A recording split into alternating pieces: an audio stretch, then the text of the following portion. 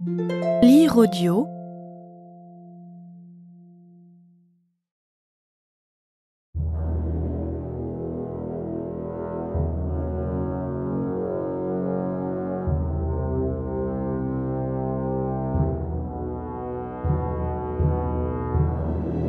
La cité sans nom.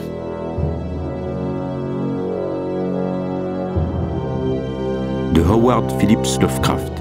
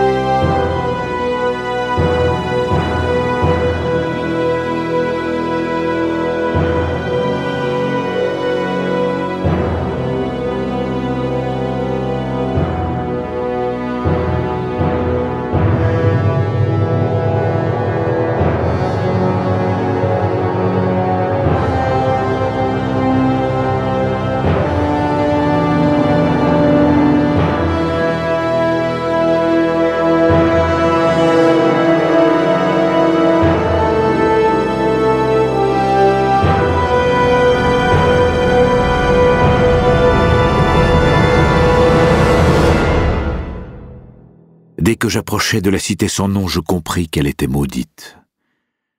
Traversant au clair de lune une affreuse vallée desséchée, je la voyais de loin, dressée au milieu des sables, comme un cadavre émergeant d'une fosse mal faite. La peur suintait des pierres, usées par le temps, de cette vénérable survivante du déluge, cette aïeule de la grande pyramide. Une aura invisible me repoussait et m'engageait à fuir les antiques et sinistres secrets que nul ne devrait connaître, que nul avant moi n'avait osé pénétrer. Au fin fond du désert d'Arabie gît la cité sans nom, délabrée et défigurée, ses remparts peu élevés enfouis sous le sable accumulé par les siècles. Telle était-elle sans doute dès avant la fondation de Memphis, alors que les briques de Babylone n'étaient pas encore cuites. Il n'y a pas de légende assez ancienne pour révéler son nom ou évoquer le temps de sa gloire, mais on en parle autour des feux de camp et sous la tente d'échecs, et les aïeuls parfois y font allusion. Aussi toutes les tribus s'en écartent-elles, sans trop savoir pourquoi. C'est d'elle qu'avait rêvé une nuit Abdul al-Azred, le poète fou, avant de composer ces vers énigmatiques « N'est pas mort ce qui a jamais d'or, mais dans d'étranges éons peut mourir même la mort. » J'aurais dû savoir que les Arabes avaient de bonnes raisons pour se détourner de la cité sans nom, connue par d'étranges récits mais que nul mortel n'avait vue. Pourtant, je les bravais et m'en allais à dos de chameau dans le désert vierge. Moi seul y suis allé, et c'est pourquoi aucun visage que le mien ne porte les stigmates d'une peur aussi hideuse. C'est pourquoi je suis seul à frémir la nuit quand le vent ébranle les fenêtres. Lorsque j'arrivai devant la cité sans nom, au clair de lune, elle semblait me regarder dans le calme de son sommeil éternel, froide dans la chaleur du désert. En lui rendant son regard, j'oubliais le triomphe de ma découverte, arrêtais mon chameau et décidai d'attendre l'aube. Au bout de plusieurs heures, les étoiles disparurent. Puis je vis naître à l'est une lueur grise qui bientôt se transforma en lumière rose et or. Soudain, bien que le ciel fût clair et le désert paisible, j'entendis une sorte de gémissement. Et au même instant, un tourbillon de sable surgit des pierres antiques de la cité, à travers lequel je vis apparaître à l'horizon le bord embrasé du soleil. Troublé comme je l'étais, je crus entendre, venant de profondeurs lointaines, un son musical et métallique qui saluait le disque flamboyant, comme la statue de Memnon sur les bords du Nil. Les oreilles bourdonnantes, l'imagination enfiévrée, je conduisis lentement mon chameau jusqu'à la cité sans nom, trop ancienne pour que l'Égypte et Méroé en aient gardé le souvenir, la cité que j'étais le seul homme vivant à avoir vue. J'errais dans la ville et pénétrais dans les maisons sans trouver une sculpture ni une inscription évoquant le souvenir des hommes, si c'étaient des hommes qui, il y a si longtemps, construisirent la cité et l'habitèrent. Son ancienneté même était troublante, et il me tardait de découvrir un signe ou un emblème prouvant que la cité eût été vraiment façonnée par la main des hommes. Certaines dimensions dans ces ruines ne me plaisaient guère. J'avais apporté un certain nombre d'outils et pu me livrer à de nombreuses fouilles dans les murs des édifices à moitié ensevelis, mais je n'avançais guère et ne découvrais rien de remarquable. Lorsque la lune reparut, un vent glacé se leva, annonciateur de craintes nouvelles, et je n'osais pas demeurer dans les pierres grises bien que la lune fût brillante et le désert calme. Je fis des rêves horribles et m'éveillai à l'aube, les oreilles résonnant d'un bruit métallique. Le soleil surgit, tout rouge, au-dessus de la cité sans nom. Je le voyais à travers un tourbillon de sable qui faisait ressortir le calme du désert. Je m'aventurai une fois de plus dans la cité mélancolique. Elle gonflait le sable comme le corps d'un ogre une couverture, et je me remis à creuser vainement à la recherche des vestiges de la race oubliée. Après un bref repos à midi, je passai une partie de la journée à reconstituer le tracé des murs et le contour des édifices aux trois quarts écroulés. La ville, c'était évident, jadis avait été puissante. Je me demandais quelles avaient été les sources de sa grandeur. Je me représentais les splendeurs d'une époque si ancienne que la Chaldée n'en conservait nul souvenir. Je pensais à Sarnath, la maudite, qui se dressait dans le pays de Mnar, au temps de la jeunesse de l'humanité, et à Ib, aux pierres grises, antérieures même à l'existence de l'homme. Brusquement, je parvins à un endroit où le lit de roche s'élevait verticalement au-dessus des sables pour former une falaise basse. Transporté de joie, j'y vis quelque chose qui semblait annoncer de nouveaux vestiges du peuple antédéluvien. Grossièrement taillées dans le rocher, s'élevaient les façades de plusieurs petites maisons basses ou de temples dont l'intérieur gardait peut-être maint secret d'époques trop lointaines pour être déterminé avec précision. Mais les tempêtes de sable avaient effacé depuis longtemps les sculptures extérieures, s'il y en avait eu. Toutes les ouvertures étaient sombres, très basses et à moitié obstruées par le sable, mais j'en dégageai une avec ma bêche et je m'y glissai en rampant. J'avais pris soin d'emporter une torche dont la lueur allait peut-être me révéler bien des mystères. Une fois à l'intérieur, je constatai qu'il s'agissait d'un temple, en effet. On y voyait les traces du peuple qui avait honoré ses dieux avant que le désert eût envahi la ville. Il y avait là des autels primitifs, des colonnes, des chapelets, le tout étonnamment bas. On n'y trouvait ni sculpture ni fresque, mais un grand nombre de pierres dont la forme curieuse, évidemment symbolique, avait été obtenue artificiellement.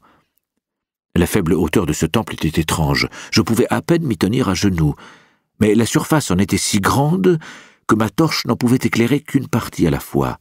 Par moments, je frissonnais, car les sculptures de certains autels laissaient entrevoir des rites d'une nature inexplicable, révoltante et terrible. Je me demandais quels hommes avaient bien pu construire un tel temple, et pour quelle cérémonie. Après avoir vu tout ce qu'il contenait, je ressortis en rampant, avide de voir ce que les autres édifices allaient me révéler. La nuit approchait, mais ce que je venais de découvrir rendait ma curiosité plus forte que ma peur. Je n'avais plus envie de m'enfuir à la vue des ombres qui s'allongeaient au clair de lune et qui la veille m'avaient si fort inquiété.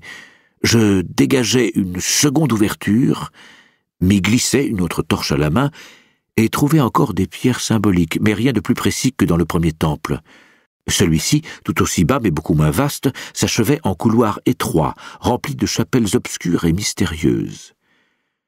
J'étais en train d'observer l'une d'elles, quand le silence extérieur fut rompu par le bruit du vent et par un cri que poussait mon chameau. Je sortis pour voir ce qui avait bien pu effrayer l'animal. La lune, brillant d'un vif éclat au-dessus des ruines antiques, éclairait un épais nuage de sable, formé, semblait-il, par un souffle de vent assez fort, mais qui allait diminuant. Ce vent provenait d'un point de la falaise non loin de moi.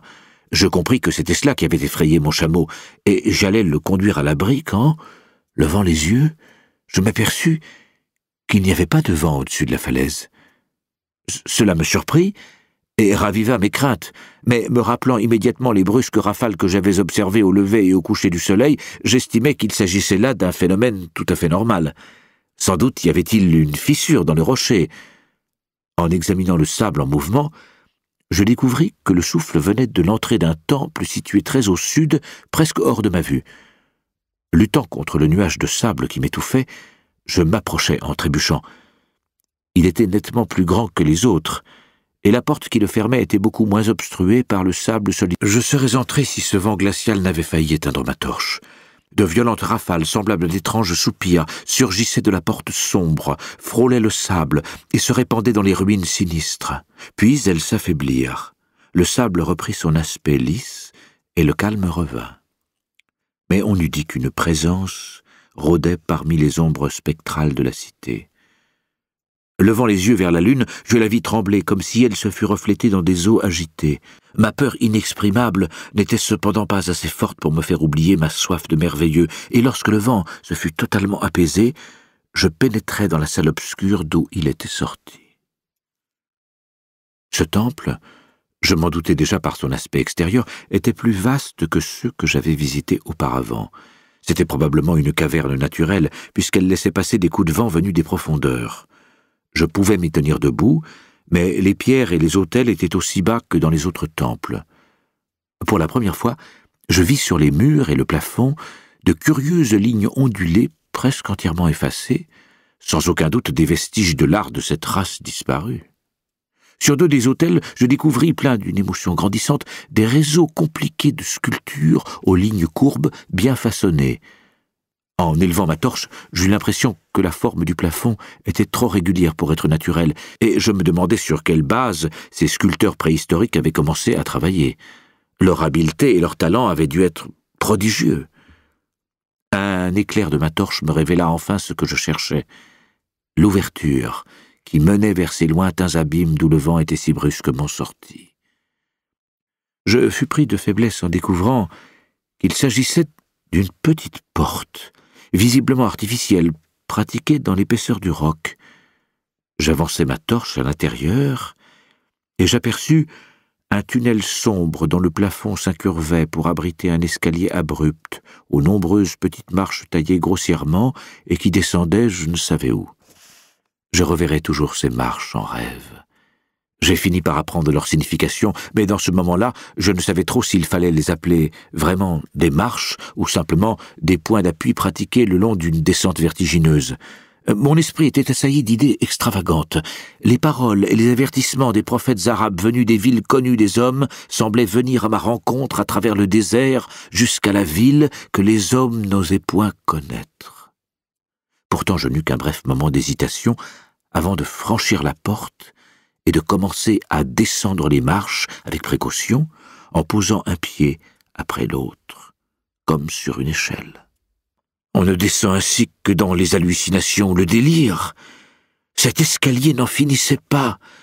On se serait cru dans un puits hideux, et la torche que je tenais au-dessus de ma tête ne pouvait éclairer les profondeurs insondables où je m'enfonçais. J'avais perdu la notion du temps, et ne pensais pas à consulter ma montre, mais j'étais saisi d'effroi à la pensée de la distance que je devais parcourir. Il y avait des changements de direction et des différences de niveau.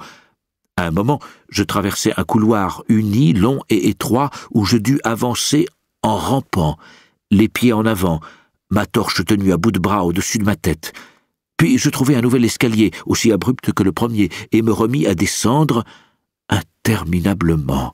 Tout à coup, ma torche s'éteignit. Je ne crois pas m'en être aperçu tout de suite. Lorsque je me rendis compte, je la tenais toujours au-dessus de ma tête, comme si elle éclairait encore. Mon esprit était dérangé par cet instinct qui avait fait de moi un voyageur errant à l'aventure, un homme qui aime hanter les endroits perdus et les lieux interdits. Dans l'obscurité me revinrent brusquement en mémoire mes fragments favoris de littérature démoniaque. Des phrases d'Al-Azred l'arabe fou, des versets tirés des cauchemars apocryphes de Damasius, d'infâmes vers des délirantes images du monde de Gautier de Metz. Je me redisais d'étranges citations et répétais à voix basse les noms d'Aphrasiab et des démons qui descendirent l'Oxus avec lui. Plus tard, je psalmodiais sans cesse une phrase tirée des récits de Lord Dunsany, « La noirceur sans écho ni reflet de l'abîme ». Lorsque la descente devint incroyablement raide, je me mis à déclamer ces vers de Thomas Moore que finalement je craignis de dire jusqu'au bout. Penché au-dessus de l'insondable abîme, noir chaudron de sorcière où bouillonnent les herbes, j'entrevise aussi loin que porte le regard les parois de jais sombres, lisses comme du verre, enduites de la poix que le royaume des morts jette sur ses rivages visqueux. Le temps avait cessé d'exister lorsque mes pieds retrouvèrent un sol uni. J'étais sous un plafond, un peu plus haut que celui des 2 petits temples qui se trouvaient si loin maintenant au-dessus de ma tête. Je ne pouvais me tenir facilement debout, mais pouvais rester à genoux.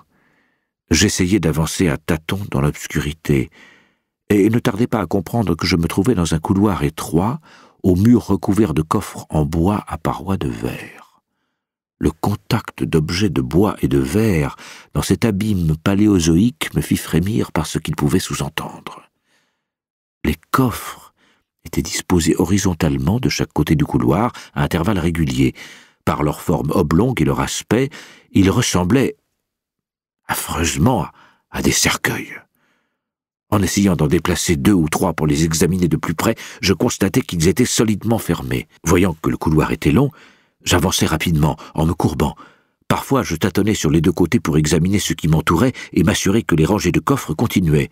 Ceux qui m'auraient vu tituber ainsi auraient été remplis d'horreur. L'homme est si habitué à se représenter visuellement les choses que je me figurais voir cet interminable couloir de bois et de verre au décor monotone.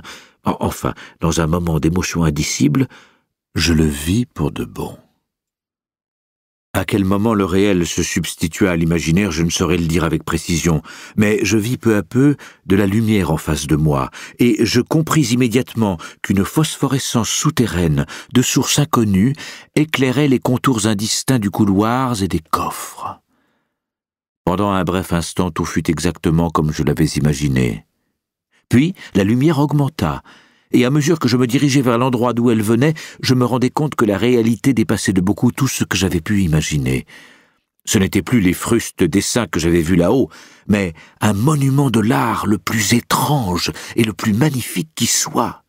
Des dessins et des peintures aux couleurs vives d'une audace fantastique formaient un ensemble mural d'une richesse impossible à décrire. Les coffres étaient de bois doré aux parois d'un verre très beau et contenaient les corps momifiés de créatures dépassant en grotesque les rêves les plus désordonnés de l'homme. Donner une idée de ces monstres serait impossible. On eût dit des reptiles, dont le corps évoquait en partie le phoque, en partie le crocodile, mais le plus souvent rien de ce que connaissait le naturaliste ou le paléontologue. Leur taille était à peu près celle d'un homme, pas très grand, et leurs pattes de devant se terminaient par des pieds délicats, semblables à des mains et à des doigts humains. Mais le plus étrange était la forme de leur tête, qui violait tous les principes biologiques connus. Rien ne peut s'y comparer. En un éclair, je pensais au chat, au bulldog, au satyre de la fable et à l'être humain. Jupiter lui-même n'eut jamais ce front immense et protubérant, et pourtant les cornes, l'absence de nez et la forme de la mâchoire, qui rappelait celle du crocodile, empêchaient de placer ces êtres dans une catégorie bien définie. Je m'interrogeai un moment sur la réalité de ces momies, dans le vague soupçon qu'elles n'étaient que des idoles artificielles, mais j'estimais finalement qu'il s'agissait d'espèces paléontologiques contemporaines de la cité sans nom.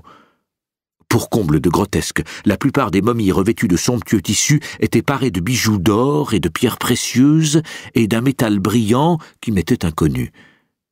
Grande avait dû être l'importance de ces créatures rampantes, car elles occupaient la première place parmi les décorations primitives des murs et du plafond. C'est avec une habileté sans égale que l'artiste les avait représentées dans leur univers particulier, où les cités et les jardins étaient adaptés à leur taille. Ma seule pensée fut que les tableaux où elles figuraient devaient être allégoriques, illustrant probablement l'histoire de la race qui les adorait. Ces créatures, me disais-je, étaient aux hommes de la cité sans nom ce que la louve fut aux Romains, ou encore jouaient le même rôle que les totems dans les tribus indiennes.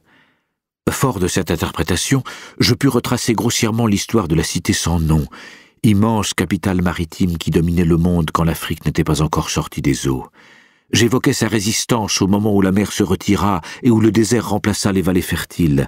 Je vis clairement ses guerres et ses triomphes, ses luttes et ses défaites, et le terrible combat final contre le désert lorsque ses habitants, représentés ici par les reptiles, durent par milliers se frayer miraculeusement un chemin à travers le roc pour se réfugier dans le monde souterrain dont leur avait parlé leur prophète. Tout cela était traité d'une manière étrangement réaliste, et le lien des tableaux avec la terrible descente que je venais d'accomplir ne faisait aucun doute. Même les couloirs étaient reconnaissables. Je me dirigeais toujours en rampant vers la lumière. Les fresques dépeignaient maintenant des épisodes plus tardifs de cette épopée. L'adieu définitif des habitants de la cité sans nom à la vallée qu'ils occupaient depuis des millénaires. Leur âme ne pouvait se résoudre à quitter l'endroit familier à leur corps depuis si longtemps, l'endroit où, nomades, ils s'étaient établis pendant l'enfance du monde, taillant dans la roche vierge les sanctuaires primitifs qu'ils n'avaient jamais cessé de vénérer. Maintenant la lumière était meilleure et me permettait d'examiner les peintures de plus près. Me rappelant que les étranges reptiles devaient représenter les hommes inconnus, je me mis à réfléchir aux mœurs de la cité sans nom. Un grand nombre de faits demeuraient obscurs. Cette civilisation, qui comprenait un alphabet écrit, semblait avoir été plus avancée que celle de Chaldée ou d'Égypte qui était venue plus tard.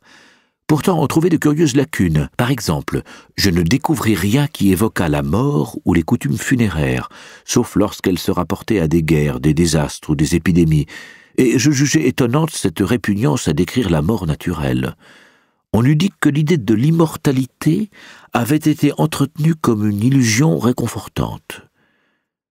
Vers l'extrémité du couloir, on rencontrait des scènes confondantes de pittoresque et d'extravagance, des vues contradictoires de la cité sans nom dans son abandon et son délabrement croissant, et d'autres de cet étrange royaume paradisiaque où la race inconnue avait abouti en creusant la pierre. On y voyait toujours la ville et la vallée au clair de lune, un nuage doré suspendu au-dessus des remparts écroulés révélant en partie la splendide perfection d'autrefois que l'artiste avait rendue de manière stylisée.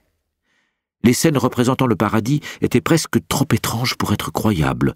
On y voyait un royaume caché, où le jour était éternel, rempli de villes glorieuses, de collines et de vallées impalpables. Je crus apercevoir enfin des signes de décadence. Les peintures étaient moins habiles, et leur bizarrerie dépassait celle des premières. Elles semblaient être la preuve d'une longue déchéance de la race disparue, en même temps que d'une férocité croissante à l'égard du monde extérieur d'où le désert l'avait chassé. La silhouette des personnages, toujours représentés par les reptiles sacrés, semblait se détériorer peu à peu, bien qu'on vît leur esprit planer au-dessus des ruines de lune outrées.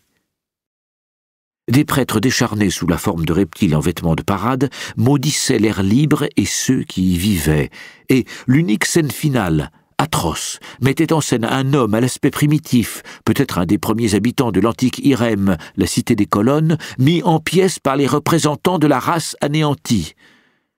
Je me rappelais la crainte qu'inspire aux Arabes la cité sans nom, et je fus soulagé de ne voir ensuite qu'un plafond et des murs gris et nus. Tout en contemplant cette épopée en images, je m'étais approché de la salle au plafond bas. J'aperçus une porte par où pénétrait la lumière phosphorescente. Je m'y dirigeai en rampant, et, transporté d'étonnement, je poussai un cri. Ce n'étaient plus des salles diverses et peintes de couleurs vives, mais seulement un vide illimité, d'un éclat uniforme tel qu'on pourrait imaginer, vu du sommet du mont Everest, une mer de brume ensoleillée. Derrière moi, un couloir où je ne pouvais me tenir debout, devant moi, un espace infini noyé dans la lumière souterraine. Partant du couloir, un escalier aux marches raides, semblable à celui que j'avais déjà emprunté, menait à cet abîme, mais au bout de quelques mètres, les nuages étincelants cachaient tout. Grande ouverte contre le mur de gauche du couloir, se dressait une lourde porte de cuivre incroyablement épaisse, décorée de bas-reliefs fantastiques. Fermée, elle aurait séparé complètement cet univers de lumière des salles voûtées et des couloirs de roc. Je regardais l'escalier, mais cette fois je n'osais m'y aventurer. J'effleurai la porte ouverte, sans réussir à la déplacer. Je tombai alors, face contre terre, l'esprit bouillonnant d'images prodigieuses que même l'état d'épuisement où je me trouvais était impuissant à chasser. Ainsi étendu, immobile et les yeux fermés, libre de méditer, de nombreux détails des fresques que j'avais à peine remarqués tout d'abord me revinrent à l'esprit, chargés d'un sens nouveau et effroyable, scènes représentant la cité sans nom au sommet de sa gloire, la végétation environnante et les pays lointains avec lesquels elle commerçait. La signification allégorique des reptiles me plongeait dans la plus grande perplexité par son ampleur universelle. Je m'étonnais qu'elle fût si intégralement respectée dans un récit en images d'une telle importance. Dans les fresques, la cité sans nom était toujours proportionnée à la taille des reptiles. Je me demandais ce qu'avaient été en réalité ces proportions et sa grandeur, et me rappelais certains traits bizarres que j'avais remarqués dans les ruines. Je pensais avec curiosité à la faible hauteur des premiers temples et du couloir, et je conclus qu'ils avaient dû être taillés ainsi dans un esprit de déférence envers les reptiles-dieux qui y étaient honorés. Mais alors, les fidèles étaient obligés de ramper? Peut-être les rites même de leur religion faisaient-ils de la reptation un hommage à ces créatures?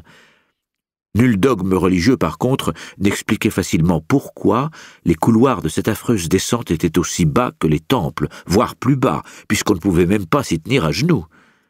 À l'idée de ces créatures rampantes dont les corps momifiés étaient si proches de moi, je sentis de nouveau l'angoisse m'envahir. Les associations d'idées sont parfois curieuses, et je luttais contre l'impression qu'à part le malheureux homme primitif taillé en pièces à la fin de la fresque, j'étais le seul être humain au milieu des reliques et des symboles d'une vie primitive. Mais comme toujours dans mon étrange existence errante, la curiosité ne tarda pas à l'emporter sur la peur. L'abîme lumineux et ce qu'il recelait peut-être présentaient un problème digne des plus grands explorateurs. À mes yeux, il était hors de doute que tout un monde de mystères subsistait vers le bas de cet escalier aux marches remarquablement petites. J'espérais y trouver ces souvenirs humains sur lesquels les fresques du corridor étaient muettes. D'après elles, le royaume souterrain était rempli de villes et de vallées incroyables. Mon imagination s'attardait sur la richesse des ruines colossales qui m'attendaient. Mes craintes, à la vérité, concernaient le passé bien plus que l'avenir. La frayeur même éprouvée en cet instant dans ce couloir peuplé de reptiles morts, orné de fresques antédiluviennes, à des milles au-dessus du monde familier, face à cet autre monde de brume et de lumière surnaturelle, ne pouvait égaler l'angoisse mortelle qui s'emparait de moi à la pensée de l'antiquité insondable de ce lieu et de son âme. Une antiquité si reculée qu'elle défiait les calculs semblait me contempler du haut de ces pierres primitives. Dans les fresques, d'extraordinaires cartes représentaient des continents oubliés et comportaient de ci de là des contours vaguement familiers. Qu'avait-il pu se passer aux époques géologiques depuis qu'on avait cessé de peindre et que cette race qui haïssait la mort s'était malgré elle abandonnée au déclin? Nul ne le sait. La vie jadis avait régné sur ces cavernes et sur le lumineux royaume souterrain. Maintenant, j'étais seul avec les reliques, et je tremblais en songeant aux siècles innombrables au long desquels elles avaient monté leur garde muette et solitaire. Brusquement, je fus repris de cette peur intense que j'avais éprouvée de façon intermittente depuis que j'avais vu pour la première fois sous les froids rayons de la lune la vallée terrible et la cité sans nom. En dépit de mon épuisement, je me redressai d'un bond et regardai derrière moi vers les couloirs et les tunnels qui menaient au monde extérieur. J'éprouvais une sensation analogue à celle qui m'avait fait m'éloigner de la cité sans nom à la nuit tombante, aussi poignante qu'inexplicable. Un peu plus tard, je devais pourtant recevoir un nouveau choc. Un son très net se fit entendre.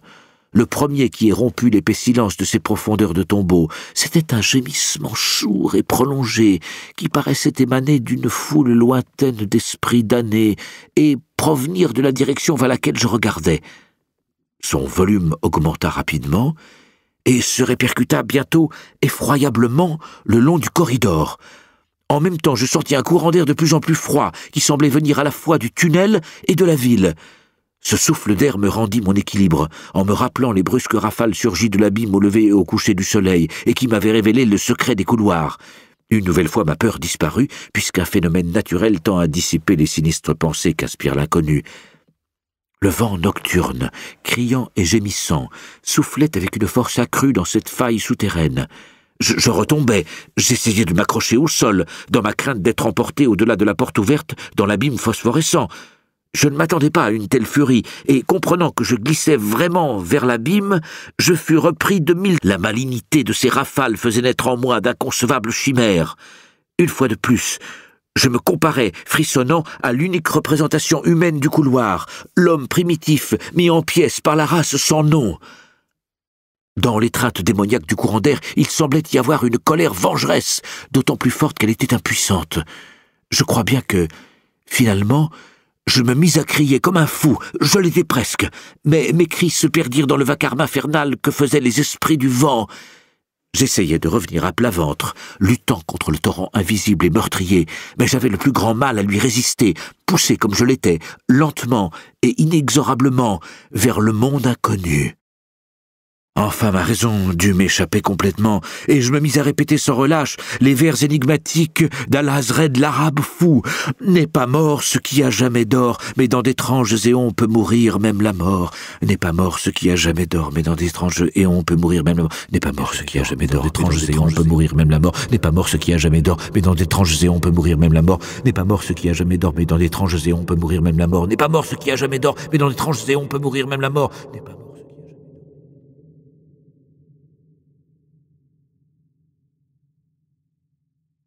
Sur les événements qui suivirent, seuls les dieux du désert sinistres et pensifs connaissent la vérité.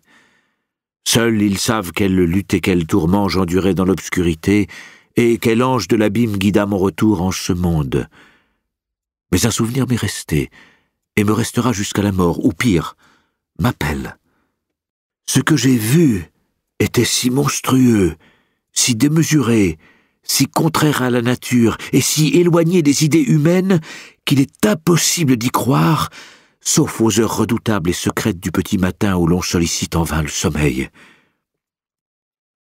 J'ai dit que la fureur du courant d'air était infernale, vraiment démoniaque, et que ses voix étaient remplies de l'horreur et de la méchanceté cachée des éternités d'années.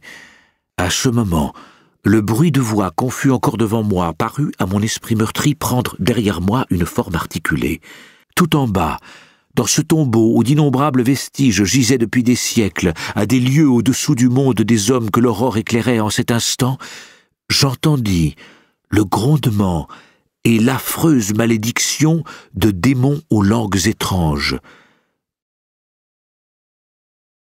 Je me retournai, et je vis, se découpant sur l'éther lumineux de l'abîme, invisible dans le couloir obscur, une horde de cauchemars, une foule de démons à demi transparents, aux faces tordues de haine, grotesquement armés, appartenant à une race sur laquelle aucun doute n'était permis. C'étaient les reptiles de la cité sans nom.